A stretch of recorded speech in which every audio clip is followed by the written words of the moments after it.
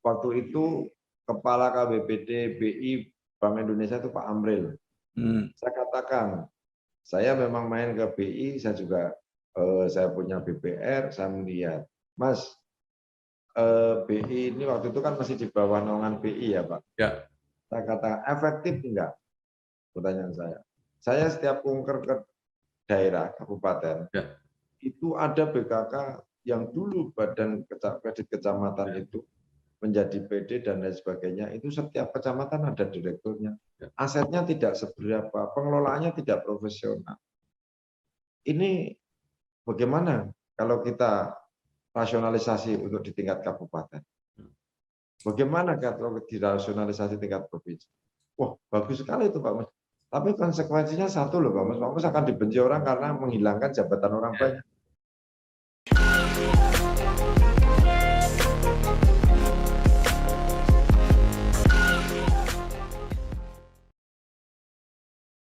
Kudus kotaku, kota kudus, kota wali, kota santri endah bagus. Menara dhuwur ana ing tengah-tengahe kutha, tinggalane para wali lan ulama.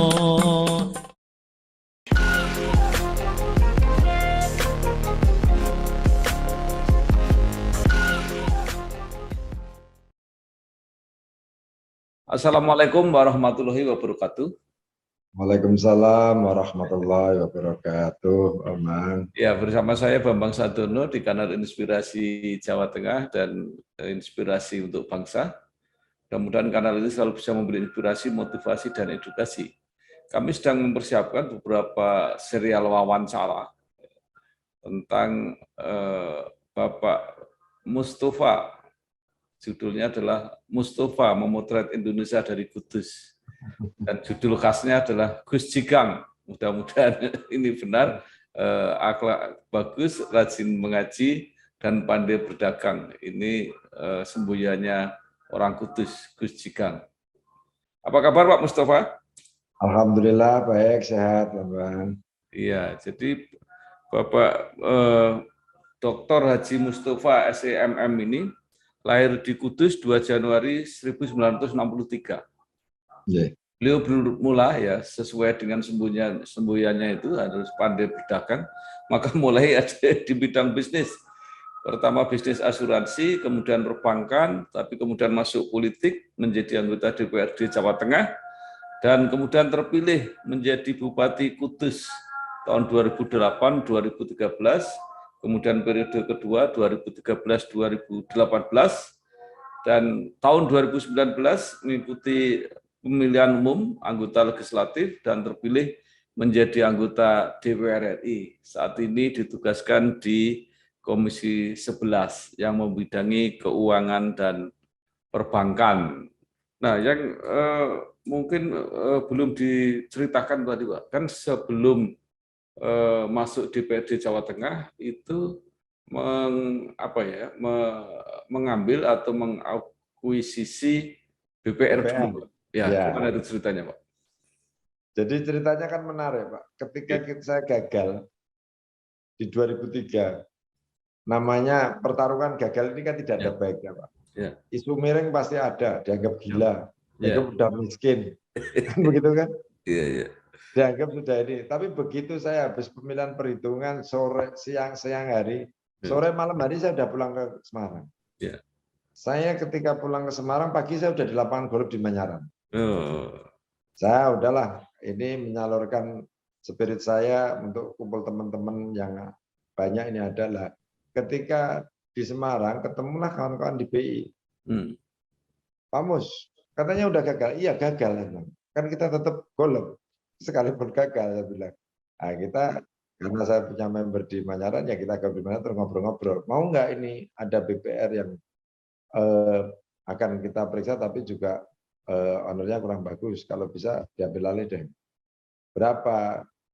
Kalau terlalu besar nggak punya Mas, saya bilang. Ya sudahlah, ada nggak uang 1 sampai 2 miliar? Oh masih ada, saya bilang. Ya udah nanti kita tata. Akhirnya kita akuisisi di 2004 itu. Di 2004 itulah BPR itu kita akuisisi, mulai berangkat dari Boja yang belum punya kantor. Di Boja Jalan Pemuda itu hanya kontrak, tapi dalam waktu 2 tahun, alhamdulillah sudah bisa beli kantor di Boja. Jadi kantor pusatnya di Boja waktu itu. Nah, gini Pak, sebelum nanti dilanjutkan soal BPR, sekarang kita mundur sedikit yang pertandingan gagal itu di Kudus itu. 2003. Iya, itu gimana tiba-tiba Bapak mencalonkan itu? Kan pasti kan ada prosesnya itu. Ya begini, karena ketika proses mencalonkan itu, karena saat itu memang kami sudah kebetulan di DPD PDI ini, di PDI Perjuangan itu, saya menjadi bendara Bapilu. Ketua Bapilunya, Badan Pemenangan Pemilu. Yang kebetulan bendaranya Mas Alwin, Alwin Basri itu. Nah, ketika proses itu saya pikir ini proses politik ini gimana sih sesungguhnya? Ya sudahlah, karena saya punya niat, cita-cita saya ketika sejak SMA itu saya ingin pulang, apa sih yang kita lakukan? Karena mau jadi juara apa kalau kami tidak pernah menorehkan apa sesuatu yang di kampung halaman? Kan juga rasanya nih, karena saya melihat para senior-senior saya, pendahulu-pendahulu saya menjadi hebat di Jakarta, tapi kan tidak ada sesuatu yang ditinggalkan di kampung halaman. Nah, cita-cita saya hanya satu, saya ingin memberikan catatan bahwa Kudus sepanjang masa tidak ada bupati yang lahir dari Kudus, Pak. Itu spirit saya. Maka saya ingin buktikan, saya ini orang dari desa, hanya anak seorang bakul di Pasar Kliwon, dan pensiunan PJKA yang saya sudah ditinggal orang tua sejak kelas 3 ibtidaiyah. Saya ingin buktikan bahwa membangun spirit anak-anak, membangun semangat teman-teman, adik-adik kita yang di Kudus, bagaimana mereka bisa berbuat. Walaupun banyak ajakan yang luar biasa buat saya. Mau jadi bupati ketoprak lah, mau jadi bupati apalah, bagi saya ya sudahlah, saya ingat pesan orang tua saya.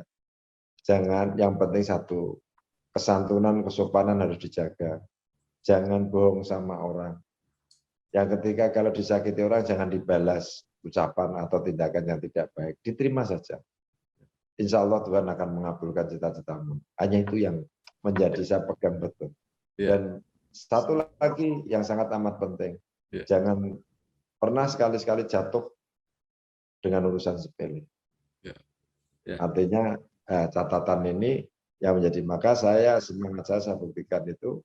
Maka ketika gagal di periode di 2003 itu, semangat saya kembali lagi karena ada pemilihan langsung, saya mencoba untuk mencalonkan lagi.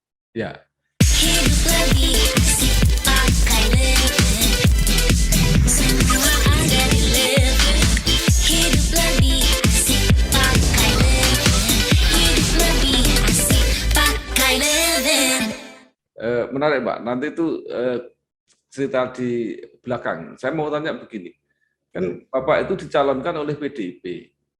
Kalau tidak salah kan PDIP itu mayoritas ya di DPRD Kudus. Kok bisa kalah? Jadi pada satu mayoritas sebagai pemenang pemilu, yang kedua partnernya itu PKB adalah nomor 2. Artinya kan kalau kalkulasi kan di atas kertas kan sudah pasti jadi. Tapi karena situasi politik itu sangat dinamis, dan bagi saya tidak akan pernah mau menyalahkan kepada siapapun. Kenapa saya katakan itu? Barangkali ini adalah proses pembelajaran dalam kehidupan saya.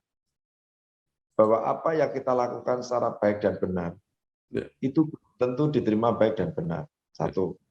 Yang kedua, mentalitas politisi, ini belum banyak orang yang bisa menjaga integritas. Kalau saya berangkat dari seorang bisnis, seorang penjual jasa, orang yang membangun kepercayaan. Tapi mohon maaf, apakah politisi bisa seperti itu? Kan belum tentu, ada yang bisa, ada yang tidak. Tentu ada yang bisa, ada yang tidak. Saya katakan ada yang bisa itu ya, mungkin orang yang selamat sampai akhirnya, ada yang tidak itu juga orang yang mengabaikan dari seluruh perjanjian atau seluruh komitmennya kan itu. Nah inilah bagi saya, karena banyak hal yang mempengaruhi untuk menjadikan saya harus tidak lakukan, maka saya tidak mau itu. Kalau bicara soal syarat rukun semua udah kita lengkapi. Tapi kan biasa, Pak. Namanya hari ini bilang A, besok keluar B, dan wajah tidak berubah, itu ya biasa. Kan? Maka tadi saya katakan, apakah politisi ini ada politisi yang menjaga integritas atau tidak. Nah, saya pisahkan. Maka saya berjanji pada diri saya, Pak, insya Allah, sekalipun saya itu bukan orang yang baik, tapi setidaknya saya akan jaga betul integritas saya. Baik dalam berpolitik maupun dalam bisnis. Saya Mindo Sianipar dengan ini mengucapkan selamat kepada Bangsa TV yang dikomandani oleh Pak Bambang Sadono. Kiranya Bangsa TV bisa melanjutkan program-programnya yang memberikan inspirasi buat bangsa ini. Terima kasih. Merdeka.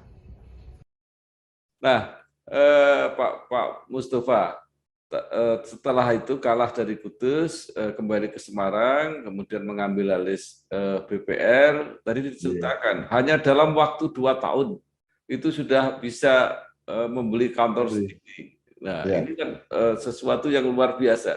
Itu seperti apa, Pak? Apa yang terjadi? Apa kiat-kiatnya? Jadi begini, Pak. Saya melihat bahwa proses bisnis ini, kalau saya dulu di asuransi ini kan hanya membangun trust, membangun kepercayaan. Ibaratnya kasarnya ngomong itu hanya bawa stop map plus meter aja kita bisa pulang bawa duit. Maksudnya sekarang jualan duit tidak bisa kan gitu. Nah, pertama yang saya lakukan adalah mapping wilayah. Kultur wilayah ini apa sesungguhnya? Di Kendal ini, itu Kabupaten Kendal, kebetulan di Kecamatan Buja itu kan menjadi ibu kota kecamatan, terdiri dari beberapa desa. Proses potensi wilayahnya apa? Oh, sektor perdagangan dari hasil pertanian, oh sektor pertaniannya meningkat, oh potensi wilayah. Itulah Pak yang saya lakukan ketika saya mapping dalam waktu 1,5 bulan. Saya sebagai anggota DPRD provinsi, tetapi saya hampir tiap hari saya mapping untuk di wilayah sana. Ketika saya sudah mulai mapping, saya lihat tokoh-tokoh orang-orang yang pusat pengaruh. Sekalipun saya sebagai pemilik, saya sebagai anggota DPRD provinsi, saya tidak ada rasa bahwa nilai saya akan turun kalau saya bersilaturahmi kepada seluruh warga masyarakat di sana. Akhirnya mendapat kepercayaan, mulai ada dana masuk, memberikan deposito yang begitu besar. Orang saya bikin ekosistem bagaimana dari pedagang hasil pertanian kepada pengepulnya bagaimana dia mengirimnya. Nah ini mata rantai inilah yang saya susun sehingga mereka menaruh duit di tempat BPR Agung, setelah itu butuh duit juga ke BPR Agung. Jadi saya selalu katakan, Pak, kami hadir bukan untuk mencari, tapi kami hadir untuk melayani. Istilahnya kami kalau bahasa kerennya itu total solution lah untuk sebagai konsultan finansialnya. Kalau ada persoalan keuangan, kamilah yang akan memberikan solusi. Itu yang alhamdulillah selama 2 tahun bisa membeli kantor di sana, di Jalan Pemuda, dan cikal bakalnya itulah yang langsung saya bangun sehingga menjadi kantor pusatnya di sana. Itu nama Agung Sejahtera itu aslinya atau? Aslinya, Pak, aslinya. Jadi kalau di Jalan Pemuda, Pasar Bejo sana itu yang terkenal Bang Agung itu Mas sudah hafal, Pak. Sampai orang tuh kalau naik angkutan itu turun mana Bang Agung, mesti gitu. Nah, itu.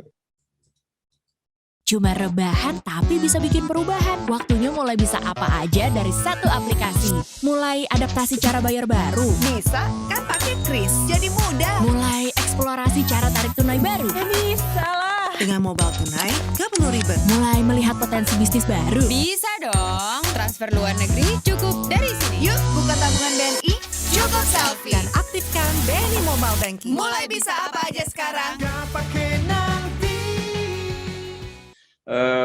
Kemudian mempersiapkan menjadi anggota DPRD Jawa Tengah. Kemudian memilih Dapil Cilacap. Ya. Semuanya bisa diceritakan Pak, mulai itu sampai terpilih. Ya. Jadi prosesnya begini. Saya itu punya prinsip yang namanya di dunia percaturan politik karena saya masih terlalu cepat, terlalu bodoh.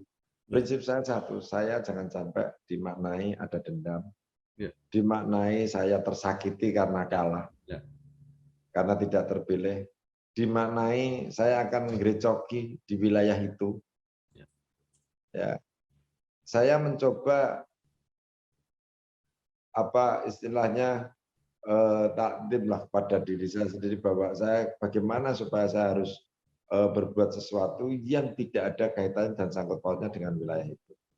Dan sekaligus mencoba diri saya bagaimana saya melakukan sesuatu ini sekalipun pada saat itu memang kalah dan jelek. Saya ingin membuktikan bahwa kami tidak seperti apa yang kau bayangkan, maka saya mencari jalan cara saya sendiri. Maka pilihan saya adalah di Cilacap dan Banyumas. Dan Cilacap Banyumas proses itulah prinsip hidup saya. Ya selama bumi itu dipijak, ya langit dijunjung. Artinya kami yang berada di situ, ya saya akan menjadi orang situ. Dan dalam proses waktu yang tidak panjang, dalam waktu 3 bulan itu kami sudah sampai Majenang, sampai manapun kami sudah keliling. Tapi memang niat betul, sekalipun waktu itu masih nomor urut dan dikasih nomor 4 juga, yang biasanya dapil Banyumas Cilacap itu hanya 2 orang, kehadiran kami bisa mendapat 4 orang, Pak. Ya inilah proses perjalanan panjang. Ya selain itu ya semua kami serahkanlah bahwa kami ini memang punya niat baik, tidak ada keinginan apapun. Dan bagi saya yang namanya berpolitik ini ketika kita kalah tidak terpilih ya sudah memang bukan bagian saya. Dan saya tidak akan pernah menyalahkan satu dengan yang lain atau menyesali pada hidup saya karena yang pernah saya matur sama Pak Bambang itu bahwa dalam konteks politik itu kita punya rumus dari almarhum Mbah Mario itu. Jadi saya tidak pernah berkecil hati gitu loh. Mungkin menarik itu Pak, yang diceritakan itu rumusnya Mbah Mario itu, pertemuan dengan Mbah Mario itu. Tapi ini hanya sekedar mengenang Pak ya, tapi kan juga tidak berlaku untuk orang lain. Nanti kita terlalu sombong dan lain sebagainya. Bagi saya begini, ketika saya masih di asuransi itu, saya selalu tanya, Bapak ini kalau orang berpolitik itu bagaimana? Saya ditanya, Mus, karena kebetulan Untak ini kan jadi nasabah paten dari saya Pak, mulai dari asuransi kendaraan, dari gedung-gedungnya, seluruh pengurus yayasannya, dosen dan lain sebagainya. Saya selalu dikatakan, kamu berpolitik itu satu. Yang utama dan pertama adalah tanamkan hatimu yang dalam-dalam adalah siap kecewa. Pertama, siap kecewa. Kenapa kok siap kecewa? Saya tanya. Ya pada saatnya kamu akan jadi dan terpilih suatu saat apapun yang kamu tuju, semua orang akan selalu mengagungkan dan akan mendekat pada diri. Tapi ketika kamu kalah suatu saat, semua orang akan meninggalkan kamu dan bahkan mencibir kamu. Maka hiduplah berpolitik itu adalah pertama yang harus ditanam dalam hati kita adalah siap kecewa. Yang kedua, jangan pernah berpolitik dengan total loss. Kalau istilah asuransi total loss, artinya kamu punya berapa, kamu habisin semua untuk berpolitik, selesai kamu bisa gila. Terus caranya diskusi saya tanya. Satu, bahwa kalau mau berpolitik, kamu harus ukur kemampuan keuanganmu, kemampuan keluargamu, jangan sampai merepotkan. Kamu kalau merepotkan itu, kamu akan lebih banyak utang budi dan kamu akan tertekan kanan kiri, kamu akan menjadi orang yang tidak baik. Akhirnya diberi hitungan, Pak. Jadi kalau kamu punya uang 100%, 30% itulah untuk berpolitik. 30% itulah untuk hidupmu dalam bergaul dengan sesama kawan. 30% lah untuk masa depanmu. Masih 10% cadangan kalau ada situasi yang mendesak. Maka dari itulah yang saya terapkan sehingga kalah berpolitik itu saya tidak pernah goyang gitu, Pak. Ketika tidak terpilih pun saya juga tidak akan pernah berpikir bahwa wah saya habis-habisan, atau saya sudah tidak ada lagi pekerjaan, oh saya sudah tidak lagi ada bisnis, oh saya sudah tidak punya uang. Enggak. Artinya itu sudah kami alokasikan itu. Saya, Sasongko Tejo, mengucapkan selamat ulang tahun yang kedua kepada Bangsa TV dan kanal YouTube Inspirasi Bangsa dan Inspirasi Jawa Tengah yang dikelola oleh Bambang Sadono, wartawan senior. Semoga sukses dan semoga mendapatkan respon atau mendapatkan tempat di hati masyarakat Jawa Tengah dan masyarakat Indonesia pada umumnya. Bapak kemudian menjadi anggota DPRD Jawa Tengah. Apa yang dilakukan? Benar ya Pak, jadi di Iya. DPRD Jawa Tengah ini sebenarnya begini, karena saya dulu berpikir gini, di DPRD ini kan Bapak juga pernah juga, Iya, iya, iya. di mana-mana DPD Iya, iya. kan. Iya, iya. Di legislatif ini kan semua keputusan kan kolektif kolegial. Iya, iya. Artinya saya melihat, di DPRD kok begini ya, ya termasuk seperti di DPR sekarang inilah. Artinya tidak ada sesuatu yang triggernya ini kurang, karena kami biasa di perusahaan itu selalu orang yang bisa ngambil kebijakan, orang yang bisa ngambil keputusan, dan bisa dievaluasi suatu saat ini. Nah, saya kebetulan memang waktu itu saya minta di Komisi C, di Komisi Keuangan. Yeah. Pertama, saya sesuai dengan tugas bidang saya ingin melihat apa sih yang menarik di keuangan pemerintah provinsi saat itu. Pertama adalah dari sisi pendapatan. Yang kedua, di situ ada BKK banyak sekali. BKK kok setiap kecamatan ada direkturnya waktu itu kan Pak. Nah, iya. Dinas pendapatan ini kok ada ketidakadilan bahwa bagian pendapatan antara provinsi yang tidak memungut dengan kabupaten yang memungut kok semua diambil provinsi, kabupaten yang dapat sisa. Lah, ini mungkin yang menjadi pertarungan awal saya. Sehingga saya akhirnya ya sudah kalau tidak mengikuti saya sudah. Pertama, waktu itu Kepala KBPD BI Bank Indonesia itu Pak Amril. Saya katakan, saya memang main ke BI, saya juga saya punya BPR, saya melihat, Mas, BI ini waktu itu kan masih di bawah naungan BI ya Pak. Ya. Saya katakan efektif enggak? Pertanyaan saya. Saya setiap kunker ke daerah kabupaten, itu ada BKK yang dulu badan kredit kecamatan itu menjadi PD dan lain sebagainya, itu setiap kecamatan ada direkturnya. Asetnya tidak seberapa, pengelolaannya tidak profesional. Ini bagaimana kalau kita rasionalisasi untuk di tingkat kabupaten? Bagaimana kalau dirasionalisasi tingkat provinsi? Wah, bagus sekali itu Pak Mas. Tapi konsekuensinya satu loh Pak Mas. Pak Mas akan dibenci orang karena menghilangkan jabatan orang banyak. Pertanyaan saya sama Pak Amril satu. Kalau di Republik ini, Pak Amril, bicara soal jasa keuangan, industri jasa keuangan. Ini pertama yang dibangun apa adalah trust. Kalau membangun trust ini tidak mampu karena SDM-nya rendah, ya pasti orang akan melihat bahwa BKK, BPR, PD, BPR ini tidak akan laku. Karena apa? Orangnya bodoh. Karena apa? Banyak yang menipu. Karena apa? Tidak menguasai peraturan dari Bank Indonesia. Saya bilang, akhirnya setuju. Kalau begitu begini, Pak Mus nanti bikin surat, saya panggil aja untuk dengar pendapat. Akhirnya kita sinkronkan, sepakat, kita sampaikan waktu itu Pak Gubernurnya Pak Mardianto ya. Terus waktu itu Kepala Biro Kabak Perekonomiannya Mas Sugeng, saya masih ingat betul Mas Sugeng, Kepala Biro Perekonomian yang kita undang juga, kita diskusikan banyak hal, cobalah kita rubah perdanya. Nah, merubah perda itu dimanai karena ini inisiatif dan ide saya, di mana ada sesuatu, ya silakan, saya tidak ada urusan. Saya ingin membangun bagaimana BKK ini, BPR yang milik pemerintah daerah itu punya kepercayaan. Dan akhirnya sekarang bisa dirasakan, Bapak.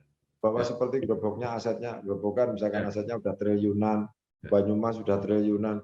Artinya ini kan sesuatu yang orang tidak bisa melihat pada saat itu, tapi sekian tahun yang akan datang munculnya itu. Itulah yang menjadi kebanggaan saya bahwa dampak dari itu saya berpikir karena saya punya BPR. Ya. Karena BPR nanti dilihat dengan sebelah mata, bahwa sesuai dengan undang-undang perbankan,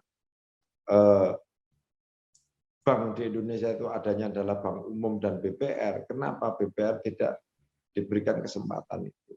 Nah, itulah saya mulai mencoba melihat itu, kita kristalisasi. Dan akhirnya nampaknya sekarang juga sudah diakuisisi, ditarik lagi sudah di tingkat provinsi kelihatannya sekarang ini. Ada BKK yang tingkat provinsi. Tingkat provinsi kan, Pak? Ya. Nah, itulah akhirnya. Cuma ini kendali kontrolnya, saya yakin karena sistem manajemen risk manajemennya tidak dikelola dengan baik, saya rasa tidak akan sehat. Ya. Jadi itu mesti harus ada kendali, mutunya untuk risk manajemennya harus baik. Dan saya lihat ini pertumbuhannya juga nampaknya agak lambat. Kalau saya lihat. Karena belum melihat ada nilai-nilai, karena di Infobank itu selalu dimuat.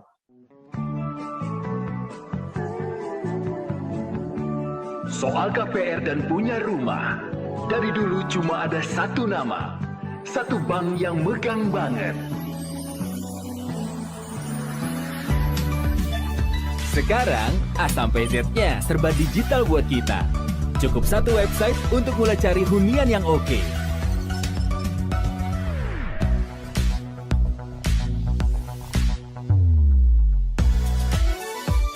Lagi sesibuk apapun, cukup satu fitur ngajuin KPR online.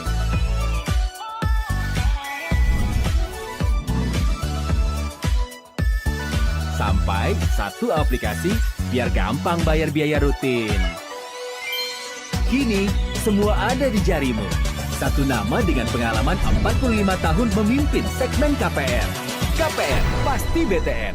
Mungkin menarik pertanyaan saya begini, Pak Mus kan punya BPR ya, swasta. Mengapa kalau milik pemerintah itu cenderung nggak efisien, jadi nggak bagus lah gitu kira-kira. Kenapa? Jadi ya mohon maaf, ini secara pandangan pribadi saya, Pak ya. Ya. Mindset para pelaku bisnis maupun penyelenggara di pemerintahan, saya katakan di pemerintahan, ini kan selalu mengandalkan bahwa rencana kerja RKA yang disusun itu basisnya adalah basis anggaran. Ya. Anggaran yang mereka tidak serta-merta merasakan betapa sulitnya mencari, betapa sulitnya mengumpulkan, bahwa anggaran itu dari rupiah, mulai dari retribusi sampai pajak, keringat masyarakat, semua dikumpulkan. Ini kan tidak ada kesadaran ke sana. Ya. Taunya ada angka, disetujui, kan itu. Maka selalu saya katakan, tolong ya, APBD, bahkan APBN ini uang masuk semua ini adalah uang dari masyarakat, berupa pajak maupun non pajak. Lah, karena mereka kadang-kadang tidak ada kesadaran di dalam hal itu, di dalam pengelolaannya beda dengan swasta, Pak. Kalau swasta, bagaimana kita harus ngajukan pinjaman, harus bayar bunga. Bagaimana kita harus mencari kepercayaan. Bagaimana kita mengeluarkan struktur juga, kita harus tidak perlu gemuk-gemuk, tapi struktur dari kaya fungsi misalkan. Ya. Nah ini kan semuanya harus tergantung kita yang mengendalikan. Kegiatan yang efektif dan efisien bagaimana, output dan outcome-nya bagaimana, terukur apa tidak. Ini kan yang penting mereka, saya juga kadang-kadang dengan nasihat sekian triliun, sekian ratus miliar itu labanya hanya sekian misalkan. Loh, ini kalau dipikirkan ya gila juga gitu loh. Tapi ya itu urusan mereka. Ya. Nah, tetapi bagi kami bisa membuktikan. Contoh misalkan bicara soal perbankan. BOPO itu karena di dalam ketentuan Otoritas Jasa Keuangan 90% itu dianggap baik. Tapi saya katakan kalau biaya operasional 90% itu servicenya tinggal berapa? 10%. 10% itu terus biaya-biaya lain di-cover dari mana? Labanya akan berapa? Maka saya tetapkan kalau saya bikin BOPO maksimal 75%. Bukan pelit, tidak. Kalau sudah ada hasil bagaimana? Ya kita berikan hasil kinerja, tokennya kita naikkan. Karena itu adalah kinerja mereka kan begitu, Pak. Ya. Kalau ini kan anggaran di depan dulu, Pak. yang terjadi. Nah, inilah yang menjadi problem sebenarnya di negeri Republik Indonesia Iya, ini ya. Ya, karena tuh banyak perusahaan negara yang apa Ya. ya manajemennya nggak bagus ya. Nah, saya kurang cermat kalau saya melihat itu. Ya. Atau kurang rasa memilikinya itu belum. Ya, Saya jadi bayangkan kalau itu milik sendiri kayak apa. ya, ya, baik Pak. Sebelum mengakhiri sesi ini, saya ada pertanyaan begini. Jadi kalau begitu, Bapak kan masih bercita-cita terus mau menjadi Bupati Kudus. Jadi di DPRD ini hanya menunggu waktu gitu Pak kira-kira. Waktu itu, Ya, waktu di DPRD sebenarnya ya menunggu waktu, proses pembelajaran Pak. Bagaimana sih sikap perilaku politisi yang di legislatif. Saya hanya satu, bahwa cita-cita saya itu, nawaitu saya, niat saya hanya satu Pak. Kalau suatu saat nanti saya jadi bupati, ya, saya berjanji pada diri saya, pikiran saya, tenaga saya, waktu saya wakafkan untuk warga saya. Dan saya berjanji, anak saya, istri saya tidak boleh ikut campur dan tidak boleh ikut di kabupaten. Ini alhamdulillah terpenuhi, anak saya masuk di Akpol, istri saya bisa teruskan BPR, jadi yang mungkin satu-satunya bupati yang istrinya tidak menjadi ketua tim penggerak PKK di Republik ini ya saya.